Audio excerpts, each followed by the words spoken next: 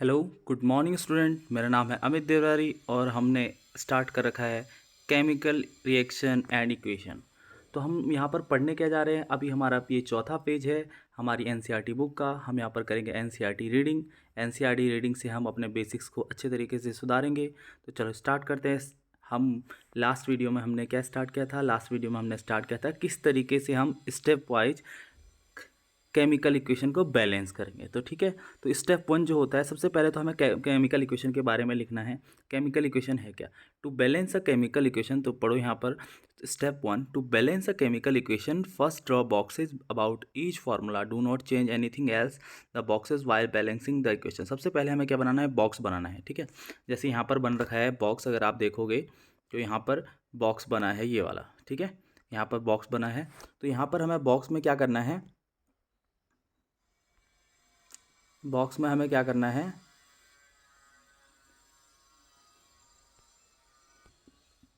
Box में हमें करना है कि हमारे पास कौन कौन से एलिमेंट है। जैसे आप अब क्वेश्चन में देखोगे आप, हम क्या कर रहे हैं, आयरन और वाटर का रिएक्शन करवा रहे हैं और हमारा क्या बन रहा है, आयरन ऑक्साइड बन रहा है और उसके साथ हाइड्रोजन गैस बन रही है। तो यहाँ पर एक्चुअल में हमारे पास कौन कौन से एलिमेंट है, एक आयरन है Fe, दूसरा हमारे पास हाइड्रोजन है, तीसरा हमारे पास ऑक्सीजन है, इसके अलावा कोई नहीं है। ठीक है, और हमें लेफ्ट हैंड साइड में भी लिखना है और राइट हैंड साइड में भी कितने आयरन है, कितने हाइड्रोजन है, कितने ऑक्सीजन एटम्स हैं। ठीक है, तो यहाँ पर अगर मैं देखूँ लेफ्ट हैंड साइड में तो केवल एक ही आयरन है, जबकि यहाँ देखो आप राइट हैंड साइड में कितने आयरन है, आयरन दिख रहे होंगे आपको। तो आयरन यहाँ पर है, आयरन है यहाँ पर 3। ठीक है, और अगर हाइड्रोजन को देखें तो हाइड्रोजन यहाँ पर है 2 और यहाँ पर भी 2। तो हाइड्रोजन तो एक तरीके से बैलेंस है। ऑक्सीजन देखो, ऑक्सीजन यहाँ पर 1 है और यहाँ पर है 4, तो 4 हो गए। ठीक है, तो 1 और 4 left hand side right hand side. तो ये इक्वेशन बैलेंस्ड नहीं है। आपको पता चल गया होगा क्यों नहीं है बैलेंस, क्योंकि यहाँ पर हमारा जो आयरन है और ऑक्सीजन है उनके जो नंबर्स है left hand side right hand side में वेरी कर रहे हैं, अलग अलग हैं, डिफरेंट है। ठीक है, तो यहाँ पर अब हम पढ़ेंगे इसको स्टेप वाइज कैसे हम अब इसको करेंगे बैलेंस्ड। ठीक है, तो चलो स्टार्ट करते हैं। अब हमारे पास आ जाता है step step third. Step second में हमें पता चल गया, हमें बॉक्स बनाया है। पहले हमने इक्वेशन को लिखा, फिर हमने बॉक्स बनाया, बॉक्स में हाइड्रोजन आयरन और ऑक्सीजन को लिखा। ठीक है, अब हमारे पास स्टार्ट करेंगे सबसे ज़्यादा, देखो यहाँ पर लिखा है, it is often convenient to start the balancing the compound that contain maximum number of atom, it may be reactant और a product in the compound, select the elements which has the maximum number of atom. Using these criteria we select Fe3O4 and the element of oxygen in it. There are 4 oxygen atom in the right hand side, only 1 in the left hand side. अब हमें सबसे पहले यहाँ पर करना क्या है, ये कहना क्या चाह रहा है कि हमें हमें बॉक्स तो बना दिया, अब हमें यहाँ पर ये चूज़ करना है जिसके एलिमेंट सबसे ज़्यादा है, जो मतलब एक तो हमारा वेरी कर रहा है left hand side right hand side, और वो ज़्यादा है, चाहे वो रिएक्टेंट में हो चाहे वो प्रोडक्ट में हो। आपको मेरी बात समझ में आ रही होगी। मैंने क्या कहा, मैंने ये कहा कि हमें सबसे ज़्यादा जो दोनों तरफ अलग अलग है, जो ज़्यादा नंबर में है उसी को लेना है। जैसे आप देखोगे यहाँ पर आयरन मेरे पास 3 है, इधर 1 है। ठीक है, और ऑक्सीजन देखो इधर राइट हैंड साइड में 4 है और यहाँ 1 है। तो हमें क्या पता चला, ऑक्सीजन हमारा ज़्यादा है। तो पहले हम सबसे पहले किसको बैलेंस करेंगे, जिसके एटम्स ज़्यादा है। तो एटम्स किसके ज़्यादा है, ऑक्सीजन के ज़्यादा है, इसीलिए हम ऑक्सीजन को पहले हम क्या कर रहे हैं, पहले हम इसको बैलेंस करेंगे। तो देखो स्टार्टिंग में देखो यहाँ पर हमारे पास क्या है, लेफ्ट हैंड साइड में आपने देखा होगा H2O है और यहाँ पर Fe3O4 है। तो H2O और Fe3O4 ले रहे हैं। देखो यहाँ ऑक्सीजन है, तो मैंने क्या किया है, 4 से मल्टीप्लाई किया। क्या मल्टीप्लाई किया, 4 से मल्टीप्लाई किया। अब देखो अगर H2O को 4 से मल्टीप्लाई करूँगा तो हाइड्रोजन मेरे पास 8 हो गए, 8 हाइड्रोजन हो गए और कितने ऑक्सीजन हो गए, 4 ऑक्सीजन। सेम इधर देखो मेरे पास यहाँ कितने हो गए, देखो अगर मैं यहाँ पर देखो Fe3O4, तो 4 मेरे 3 आयरन है मेरे पास, 4 ऑक्सीजन है, तो मेरा ऑक्सीजन बैलेंस हो गया। देखो जब मैंने इसको रिएक्टेंट को 4 से मल्टीप्लाई किया तो मेरे पास क्या हो गया, 4H2O। देखो यहाँ पर 4 मेरे पास ऑक्सीजन हो गए और इधर भी 4 ऑक्सीजन हो गए, तो left hand side right hand side oxygen के लिए इक्वल हो गया। लेकिन जो हाइड्रोजन है वो इधर 8 हो गए, लेफ्ट हैंड साइड में कितने हो गए, अब 4 2 जा 8, मल्टीप्लाई करोगे यहाँ पर 2 हाइड्रोजन है और 4 मैंने मल्टीप्लाई किया तो कितना हो गया, 8 है। ठीक है, तो मैंने यहाँ पर क्या, देखो अब यहाँ पर क्या, to equalise the number of atom it must be remember that we can not after alter the formula of compound or elements involved in the reaction. For example, to balance oxygen atom we can put coefficient 4H2O, not H2O4 or not H2O whole 4. Now the partially balanced equation become. देखो अब उसने क्या कहा, हम ऐसा भी नहीं लिखेंगे कि मुझे 4 ऑक्सीजन को बराबर करना है इधर, तो मैं H2O4 नहीं लिखूंगा उसे। ये अगर आप लिखते हो बैलेंस करने के लिए तो ये गलत है, H2O4 नहीं लिखना है हमें। क्या नहीं लिखना है? H2O4 नहीं।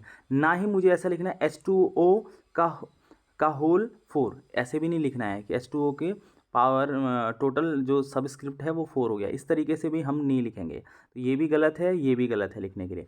तो हमें इसको कैसे लिखना चाहिए, हमने इसके कॉफिशिएंट के तौर पे लिखना चाहिए इसे। जब कॉफिशिएंट के तौर पे लिखेंगे तो यहाँ देखोगे आप, तो यहाँ क्या हो गया हमारे पास, यहाँ मेरे पास कितने हैं 4H2, 4 2 जा 8H हो गए और 4 ऑक्सीजन हो गए। कितना है? 8H और 4 ऑक्सीजन हो गए। आयरन 1 है, आयरन इधर 3 है, लेकिन ऑक्सीजन मेरा बैलेंस हो गया। देखो इधर भी 4 ऑक्सीजन है और इधर भी 4 ऑक्सीजन है। अब हाइड्रोजन मेरा वेरी कर गया। अब मैं किसको पहले करूँगा? हाइड्रोजन को बैलेंस करता हूँ। किसको बैलेंस करते हैं? हाइड्रोजन को बैलेंस करते हैं। तो हाइड्रोजन को बैलेंस करने के लिए हमने क्या किया, हाइड्रोजन को बैलेंस करने के लिए हमने क्या किया, इधर 4 से जो हाइड्रोजन, यहाँ तो मेरे 8 हाइड्रोजन हो गए, आपको दिख रहा होगा, तो यहाँ पर मेरे 2 हाइड्रोजन है, तो मैंने किससे मल्टीप्लाई करूँगा? इसको मल्टीप्लाई करूँगा 4 से। तो यहाँ पर हमने वही किया, 4 से मल्टीप्लाई किया। तो यहाँ आप इक्वेशन में देखोगे डायरेक्टली, आप डायरेक्टली इक्वेशन में देखोगे तो यहाँ पर देखो आप 4H2O हमने सबसे पहले किया, 4H2O ने तो यहाँ पर ऑक्सीजन तो बराबर कर दिया, लेकिन उसने हाइड्रोजन को अलग अलग कर दिया था। 8 यहाँ हाइड्रोजन हो गए, यहाँ हमारे पास 2 हाइड्रोजन थे, इसीलिए हमने इसको किससे मल्टीप्लाई किया? 4 से मल्टीप्लाई किया। आए बात समझ में? तो हमारे पास क्या हो गया, 4H2O Fe3O4 4H2। तो देखो ऑक्सीजन भी 4 हो गए, इधर ऑक्सीजन 4 है, इधर हाइड्रोजन 8 हो गए और इधर हाइड्रोजन 8 हो गए। आया समझ में? ये आपको समझ में आ गया होगा। अब आगे बढ़ते हैं हम, अब आगे बढ़ते हैं। अब मुझे क्या बचा, अब मेरा क्या बचा? केवल आयरन। आयरन बचा जिसको मुझे क्या करना है, जिसको मुझे क्या करना है? बैलेंस करना है। तो मैं क्या करूँगा, आप देखो यहाँ 3 आयरन है मेरे पास, तो मैं इधर 3 से मल्टीप्लाई कर दूँगा। तो देखो सारा का सारा बैलेंस हो गया, 3Fe हो गया, 3Fe, 8 hydrogen, 8 hydrogen, 4 oxygen, 4 oxygen. तो यहाँ से हम क्या सीखे, यहाँ हमने पूरी इक्वेशन को क्या कर दिया? बैलेंस इक्वेशन कर दिया। क्या कर दिया? इसको बैलेंस कर दिया। क्या कर दिया? इसको, इस इक्वेशन को हमने क्या कर दिया? प्रॉपर बैलेंस कर दिया। देखो यहाँ पर 3 आयरन है लेफ्ट हैंड साइड में, राइट हैंड साइड में भी 3 आयरन। अगर 8 हाइड्रोजन है राइट हैंड साइड में, तो 8 hydrogen, sorry left hand side में 8 hydrogen left right hand side में, 4 oxygen left hand side, 4 oxygen right hand side. इतनी बात समझ में आई? तो हम इसको क्या करेंगे, इसको हिट एंड ट्रायल मेथड से करते हैं। बार बार चेक करो, सबसे पहले उसको सॉल्व करना है, उसको बैलेंस करना है जिसका नंबर ज़्यादा है, फिर उसके बाद जो डिस्टर्बेंस हुई है उसको हम बराबर करेंगे, फिर उसके बाद जो बचा है उसके साथ जाएंगे। आए समझ में? 3 स्टेप अगर मान लो, एक तरीके से इसमें 6 स्टेप लिखे हैं, लेकिन आप 3 स्टेप मानो।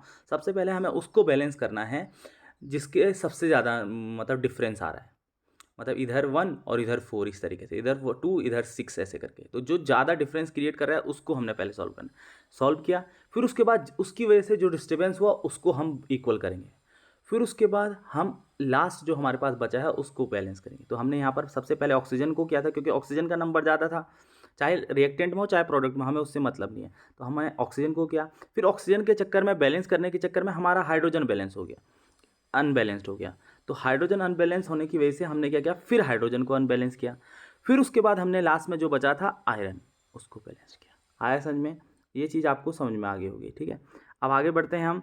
अब यहाँ पर देखोगे आप, इसमें लिखा है the number of atom elements on the both side equation are equal and the equal is now balanced and this method of balancing chemical equation is called hit and trial method as we make trial to balance the equation by using the smallest whole number coefficient। ठीक है, तो यहाँ पर ये लिखा है smallest whole number coefficient लिखना है, कम से कम, बड़ा नंबर नहीं लेना है, छोटे छोटे नंबर लेके हमें इसको सॉल्व करना है।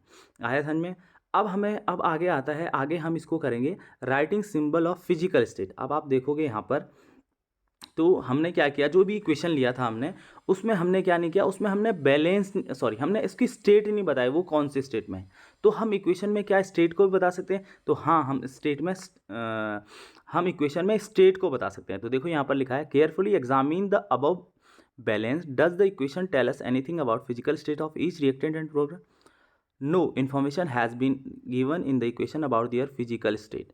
To make chemical equation more informative, the physical state of the reactant and product are mentioned along their chemical formula. ये कह रहा है कि आपको ऊपर जो इक्वेशन दी थी उसमें आपको फिजिकल स्टेट कहीं मेंशन किया था, तो हमारा कहीं मेंशन नहीं हुआ था, फिजिकल स्टेट नहीं है।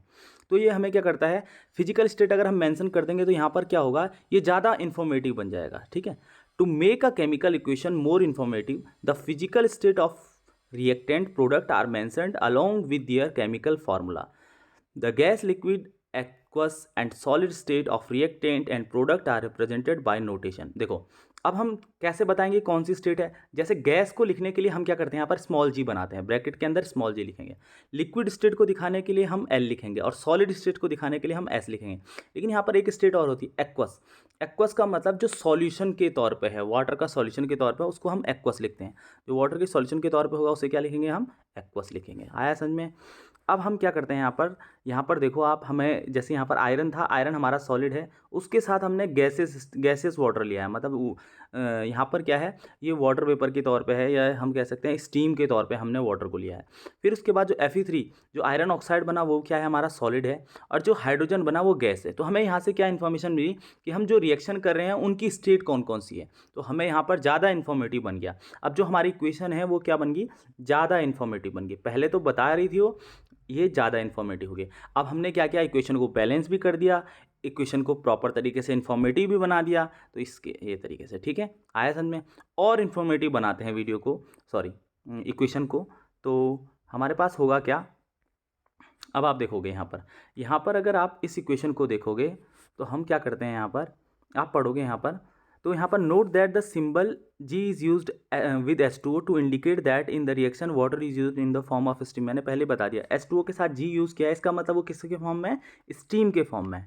Usually physical state are not included in chemical equation unless it is unnecessary to specify them.